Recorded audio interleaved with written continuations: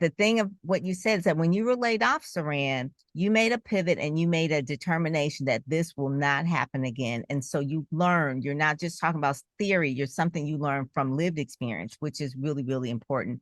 So really quick, I'm gonna go to the next segment. The rapid round question was, if you all can say one thing, what's the one money habit people should start now? So we'll start with Dr. Carolyn, and then Dr. Wendy, and then Saran. You kind of said yours, but what is the one money habit?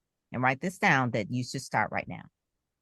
I think people need to understand what their inflow and their outflow of money is, tracking their money and Yes, keeping a budget. I think a lot of women or people just don't understand. They know how much money they make. They don't know what the outflow is. So you have to that's track it. good. And there are many techniques and apps that they can use, but they need to understand what they own and what they owe. You can't get to your net wealth if you don't know how much money you're spending.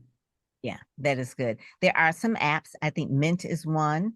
We should have had them as a sponsor, and there's some other apps as well. I can't think of the other one, but I know Mint is Rocket Money is one, and Monarch is another good one. Monarch. Monarch is That a it good will one. track all of your credit cards, all of your inflows and outflows, even your investment accounts can be linked.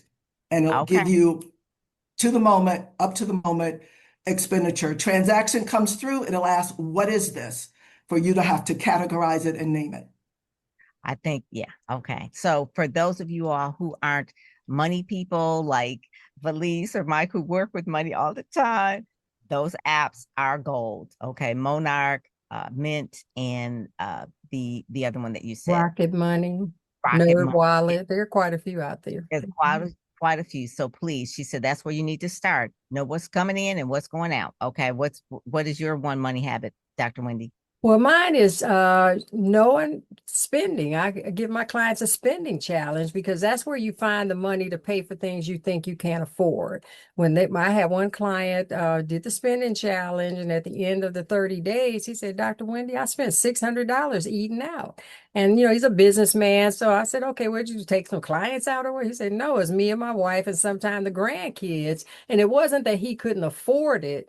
But it was an aha moment for him to say, wow, $600, I could have paid on a debt. I could have invested. I could have paid a bill or something.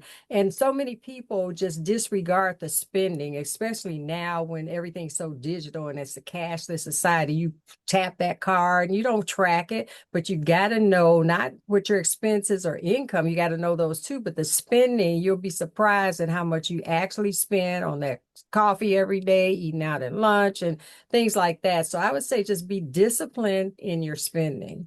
That's good. That's really, really good. Please. And those automatic withdrawals, please look at those as well. Look at them all the time because you never know. Someone told me that they paid for something that they didn't even know they were paying for 3 years. And it was, of course, the company's not going to call you and say, hey, you're not using this. You need to quit buying it. So Saran, we're good with you. So I'm going to move on to segment 2. And I want to go to, we were talking about habits and being consistent. We're going to talk with Michael Wynn, Dexter, and Valise.